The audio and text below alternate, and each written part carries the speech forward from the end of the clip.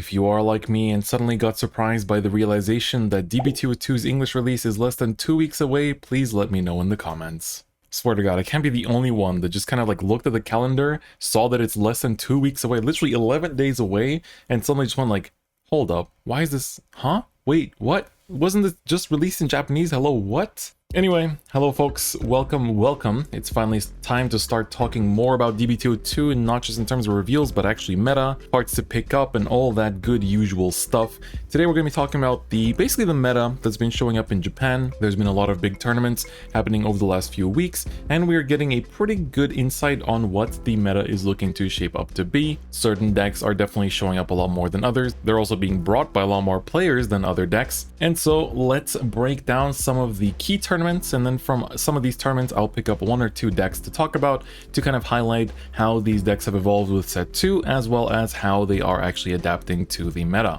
Also, if you like videos like this, I would be very thankful if you subscribe to the channel. It does really help support everything I do, and also drop a like if you liked what you saw. But anyway, the website that we're using today to get all of our data is actually trailvg.com. So this is the Trailblazer website, which was launched by some of the top competitive players in Japan, basically as a website that tracks the tournaments, like all tournaments happening for all formats in Japan, the winning decks, the top cuts, the like ratios in terms of like how many players bring which deck to which tournament, the win and loss ratios between like each ride line against each ride line. There's so many details you can get out of this website, so I really recommend you guys check it out as well. It is only in Japanese, but at the very least it will still be very helpful if you can comprehend it or just Google Translate your way through it. So the first event I want to take a look at is one of the over the BAVFL qualifiers. So there's basically a big circuit that runs every week, and then essentially you get points for playing and for like doing better or doing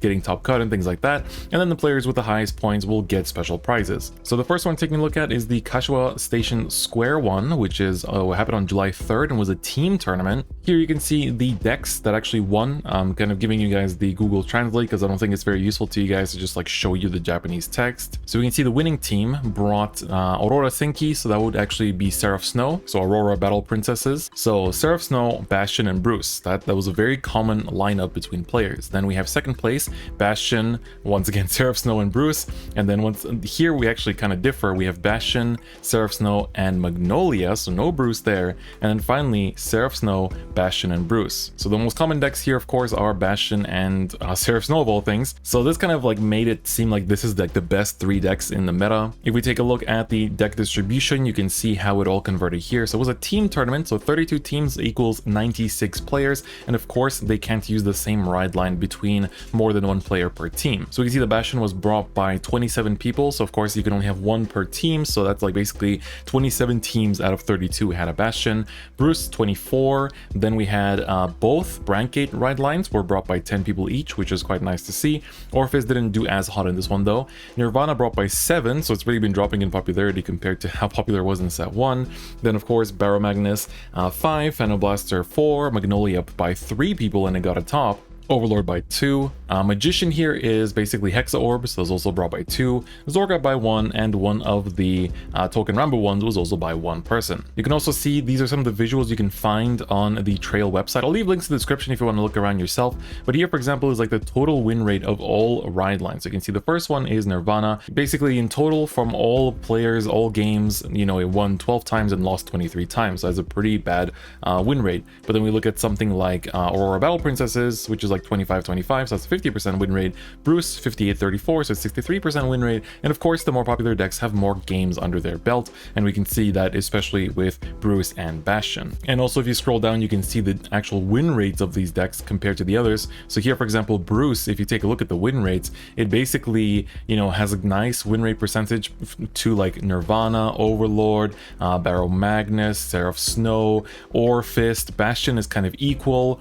Then there's a Hexa Orb just as like a one of. Venom Blaster, Magnolia is the only one that has like a -1, Zorga, you know, just in general, like it's quite good based on just the data that we have from this event. And there's also a few deck lists I want to take a look at from this event as well. The first one of which is this Aurora Battle Princess one. So I think this build is very much like the go-to build for Seraph Snow going into set 2. So as you can see, the cards in the ride line have been kind of reduced to 1 copy, except for Aurora Battle Princess Seraph Snow herself. The new grade 2 that kind of like makes your opponents, you know, freed from prison units minus 5k power is run at 4. The quote-unquote grade 2 perfect guard double rare is run at 2, just because a lot of powerful grade 2s are popular in the meta, you know, against Bruce as a super key card. And of course, other important inclusions from the new set are the bug motor. So this is of course the kaiju that rests itself to imprison a card from your opponent's drop zone if you only have 1 or less cards in your prison. Chevalstad is still seeing a lot of play here because now it's a lot easier to hit the 3 prisons, so the extra draw from Chevalstad is much easier to accomplish as well.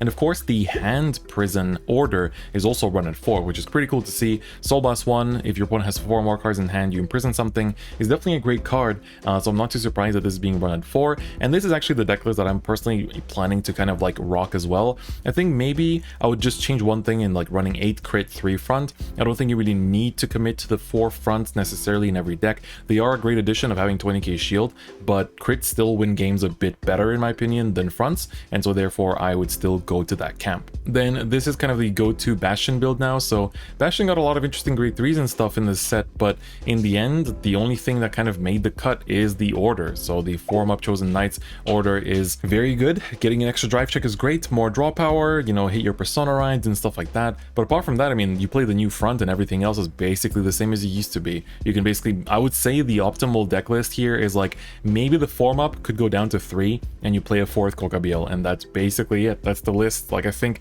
honestly Bastion doesn't need to be changed much. It really is just the powerhouse of a deck that it was in set 1. It hasn't changed. Like, the best card they got in the set is the order, which is just a rare, and I'm not too surprised, you know, that's just how it is, right? Magnolia from this tournament is also quite interesting. This is the one from the top 8, and there's quite a few interesting cards to talk about here. First things first that we notice is that the Lati is actually run as a 4 of now, because the soul isn't as much of an issue. Of course the Minol eats the soul and Latis eats the soul as well, but you now run the elephant, so the Airaita. So this thing says when it attacks, of course, if you have 2 or more units in front of him, that battle gains 5k, and if you have 3 or more units in front of him, so basically if he attacks from the back row and your opponent has like 2 cards in the same column, you soul charge 1. So it's basically a free soul charger. You just has to attack from the back row, and it's quite cool because that way you have more soul available to make more aggressive plays and basically push for more power. There's also of course the new order that helps you revive cards, and just in general, like, we see that Gunosla has been cut entirely because we want to use our CB on the order instead to just mill 3 and call 1 or 2 cards from the drop zone, which is great. Ordula has also been adapted because she can move around Kusi, and Kusi of course is the card from Festival Collection, 15k beater, no shield but a grade 1, and of course you can bypass its skill with the Urdula to move it to whatever circle you want to put it on. So yeah, I think this deck is definitely quite straightforward, running like 5 crits, a couple draws, and mostly front still. I think this will be like, maybe the trigger lineup will change a bit, but I think most of the main deck, to me, this looks really good. I think this is like the future of Magnolia. Then there was another over the BVFL, which was in Koyama. So this was on July 10th, 1 week later, and this was a single player tournament, so not a team tournament. And here the top 4 was Bruce, Bastion, Bastion, Bastion. So very much visible that Bruce, of course, is, you know, might have been the top, but Bastion is still very popular, probably also because you barely need to update it, right? You just put in a couple rares. It's not even that expensive to update. It's just great overall. In terms of decks used, we had 62 players here. Bastion was brought by 27 players, Bruce by only 11, which is quite surprising, Nirvana by 7, Overlord by 6, Seraph Snow by 3, Hexor by 3, Orpheus by 2, Baramagnus by 1, Magnolia and Zorga by 1. And the top 8 here, which is quite interesting, I kind of wish we saw more of this top 8, was Bastion, Bastion, Bastion, like 4 Bastions, 2 Bruces, 1 Nirvana, and 1 Hexa Orb. So I'm really curious about these Hexa Orb lists because they've been doing or like bubbling or like making top 8 here and there, but we haven't really gotten any data on them, which is a little bit unfortunate. So that's basically the look from this tournament, and I think here the deck we can feature is of course the Bruce that won the entire thing, because this is definitely one of the builds of Bruce that a lot of people are now switching to. So you'll see here, of course, the ride line cards are run as a 1 of, Protobulb here at 3, generally you see it at 4 because it's so important. The Hellblast Full Dive is actually run as a 4 of, so this is the new order that lets you Counterblast 1, draw one card and call a card from your hand, and then if you're in Final Rush, give your front row units plus 10k. So it's basically a Persona Ride without having Persona Ride, or a double Persona Ride if you're already on Persona Ride, you know? So it's a great card, very, very powerful. I think I liked it from the moment it was revealed, and I was a bit afraid there wouldn't be enough space for it, but looks like it did come through quite a lot. Of course, Leonard here is a 4 of. Leonard is the reason why this deck is so crazy. It can do all the cool combos, and even if it doesn't do combos, it has all the crazy on-hit pressure, making your opponent always drop a lot of shield for him. Marjorie and Eden are still in here. Some lists have dropped Eden, but here we see that it's still at a 4 of, and this guy is not running Dober, and instead running 4 of the Presenter, which is quite interesting because people are basically like running 4 Presenter because they want to over soul charge, and by over soul charging, you have more options on what you can call out with Leonard, you have more options on what you can take with Protobulb, and things like that. So I think this is one of the main go-to lists for Bruce, but I've definitely seen lists that run no Edens and instead run the Dober for more potential combo plays and more power to the field in general. Next, there was also the over the BVFL Takada no Baba. So this was actually my home store. I lived in a dorm very much nearby to this area, and I used to go to this locals every single week. They used to do locals on Wednesdays, and it was a very, very nice area. They only have the top 3 here, so this was basically all Bruce. It was all Bruce, nothing too surprising there. Looking at the usage, we see 24 players with Bastion, 15 with Bruce, and then Nirvana, Seraph Snow, Overlord, Baron Magnus, like everything else in like the lower counts. But it's still cool to see a lot of representation from other decks. If we look at the actual top 8 here, we see that there was 3 Bastions, 4 Bruces, and 1 Nirvana, which of course is Ryo. So Ryo is of course Ryo Gyoza on Twitter, a very popular player that did quite well in Premium, and we actually do have his deck list as well. So I believe this was the Bruce then 1, so this kind of shows another build pattern, I guess, for the deck. Japan likes to run one of the Maypole, I think, or Mabel, her name is, the grade 1 that gives triple drive. I personally don't think she's that worth it. This list only runs 1 of the Presenters, 4 Dobers, like 2 of the Eden, 3 Marjories. I think the ratios are a little bit all over the place in this list, but it's also like the trigger ratios are kind of all over the place. So I think there's some things to be explored, but at the same time, I feel like for this deck, you want to kind of like cut the inconsistencies and just really devote yourself to having that very strong combo plan with Marjorie, with the Leonard, you know, with the Dobers and Protobulbs and things like that. And so I think this list is definitely an option in terms of what you can do with it, but I wouldn't say it's necessarily the best approach to it. Then the top 8 list from Ryo, this is Nirvana. So Nirvana has been kind of popping up here and there. Urger is of course an amazing card. So this list is quite interesting because there's no Damaris in here, which people have been testing. I myself have also been finding that I probably want to cut Damari myself as well. We have the new Blaze Maiden, the grade 1, that when she boosts a grade 0, gives it 5k power, so 18k columns with Trickstar that you then go into Urger, so therefore you get like nice little like tempo plays, and like you're not punching for such small power compared to not having her. Still runs the Veloki Hazard, which is a bit of a surprise for me. I think Valiente should definitely stay in this deck as like a 2 or a 3 of even, and of course the original Verena is also still good to run. I think it's still a good beater, and in this deck you still need ways to like push your opponent to 4 before you commit to the Trickstar into Urger play, because you also can't really call down boosters too carelessly against this deck because Bruce will just take them out. I'm personally not too sold on the Veloki Hazard here, but still congratulations on this top. Now another tournament that happened that is not recorded in terms of data on the website is the Gotic Sampan VGCS, which also happened on July 4th. And so this was a team tournament, and there's a few decks that I want to feature from a variety of teams. So from the first place team, there's 2. One is this Bruce build, which is another different option to Bruce, where we've seen, you know, crits and fronts and stuff like that, but this one runs 7 draws. It is dedicated to the Marjories, the Full Blast, the Leonards, the Protobulbs, the Dobers, but it also runs 3 of the Colossus, because keep in mind when Leonard calls out Colossus, you can actually, you know, soul charge 1 and then Candlemas 1 to give him that extra power, which is also quite cool that you can actually do that. And on top of that, like the 7 draws are quite interesting, that you basically are forgoing any crit pressure and you're just there to like draw into your pieces and just overwhelm them with the crazy power that this deck actually has. So I think this list is actually quite interesting, and in general it's pretty cool to see. Like, I enjoy analyzing these Bruce lists because, you know, in Bastion we didn't really see that much variety, maybe like 1 or 2 grade 3s, but in these builds like the whole strategy is completely different sometimes, right? You know, it's still the whole thing with like, you know, Helldive, Leonard, Protobulb, Marjorie, sure, but we're seeing lists like no Eden, or sometimes no Dober, or sometimes we have the Colossus, sometimes the trigger lineup is completely different. So I personally quite enjoy analyzing these Bruce lists because they really change a lot with every list, and I do look forward to seeing how the West will have their take on the deck as well, and what the sort of like quote-unquote like solved build will be, because I for myself have also been like testing my own build, but I'm also not really sure which one is the best. Another deck that was here in the first place lineup was actually Overlord. So this was piloted by Miltae, so that was quite cool to see. So he's actually the owner, I believe, of the Trailblazer website. So we can see here that Overlord basically, you know, has the hit pressure, runs a lot of the encounter cards that give the power-ups, give the retire. Berserk is a really annoying card, by the way, because of that retire. I guess Gojo basically for the counter charge and the pressure. I actually quite like Tenchestead in this list as well, because you basically just get a way to make that Overlord swing even more powerful and like threaten that restand even better. So I think Overlord is definitely a pretty interesting card. Burn by Pure Prayer is being played here. It's kind of nice how like the card basically isn't played anymore in Nirvana, but suddenly found its place in Overlord. So I'm quite excited to try this deck out. I wasn't, you know, super excited about encounter cards, but as someone that has somehow turned into like a Chaos and Overlord fan through Zero, I'm actually kind of excited to play this deck now. You know, it's nice to actually be able to build Overlord and not face all that crazy Overlord tax that it has in Vimium and Premium, since it'll be easier to actually build a deck going forward, or at least I hope so. Then of course I want to give some love to Orpheus. So Orpheus was on the second place team, had an Orpheus,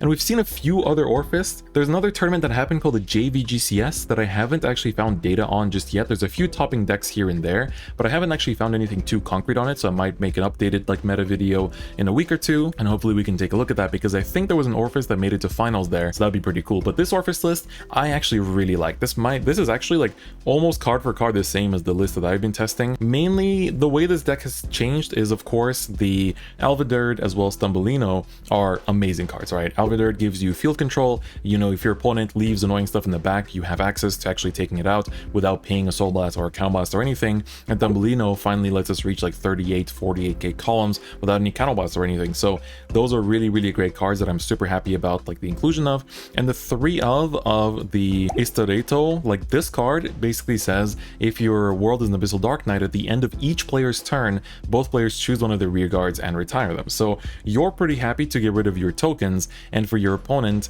you know, they have to get rid of something. Just keep in mind that Fasado makes this a little bit dangerous, so maybe don't play this card down in the Bastion matchup, but it's pretty cool because you have so much retire in this deck, right? You have Darkness That Nobody Knows, you have Alviderd, now you have this as well, that basically helps you to control your opponent's field a little bit, so you don't have to necessarily go like full-on monkey, like bashing face and like running down into the mid lane, you know, and instead you can play a bit more control-y, take out your opponent's cards and just like starve them of resources slowly while they try to bounce back against your infinite like horde of tokens. And speaking of tokens, of course, the new set order is amazing in that sense. I really like this order lineup as well. You could even make a point to play only one of the new one and still play 3 Darkness That Nobody Knows, because generally speaking you always want to search the new one from your grade 1 ride, because that way you have like a stronger early like turn 2 rush. And I think Darkness Nobody Knows is still a very key card, because you want to be able to like, especially if you're playing this more like retire heavy playstyle of like, you know, Istalate and the Alviderd, you want to be able to like,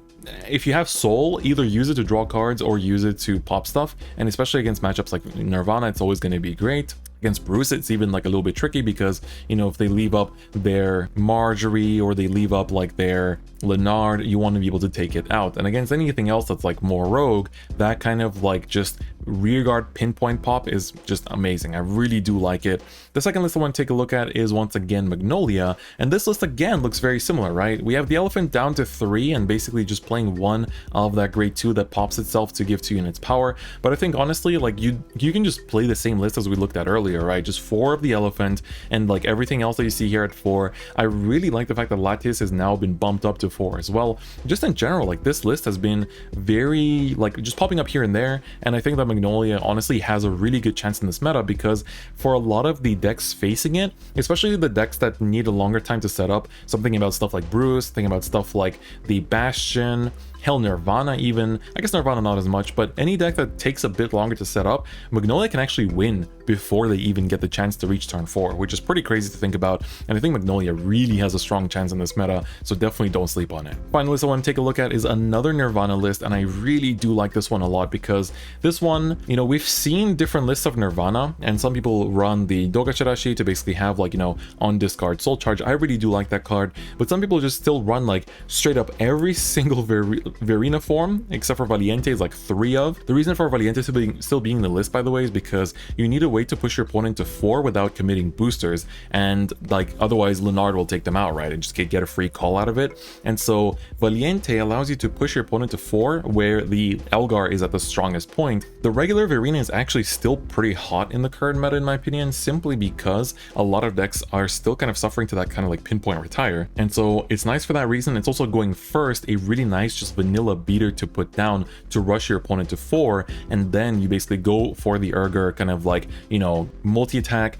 And most lists at top just aren't playing Damari anymore. Like Damari just felt like a bit too much of a reach in there. I think for me, I would still prefer to maybe reduce the base Verena copies by a little bit. I personally like the idea of like 2 base Verena and 3 of the Aruna, the grade 1 that we see here, and run like 3 Dogachirashi, because I think Dogachirashi is still an amazing card. Like on discard, go to Soul just gives you easier access to Elgar's final push, and I think with that it is definitely a very strong approach to winning the game as well. And that basically wraps up this little look at the meta of D-BT02. There are some lists that have been topping here and there that we just haven't really found anywhere. You know, even looking at JVGCS, some of the people like write their matchups of like, oh, I played against an Orpheus in top 8, I played against an Orpheus in finals, and unfortunately we don't have those kind of lists just yet. But hopefully this gave you a good look at how the decks are looking in set 2. Of course, I will be deck profiling everything for you guys to see, and I'm also working on a sort of like build for every deck in set 2 video as well, so we can kind of take a look at everything. So that will be out sometime later this week, so you can look forward to that if you're kind of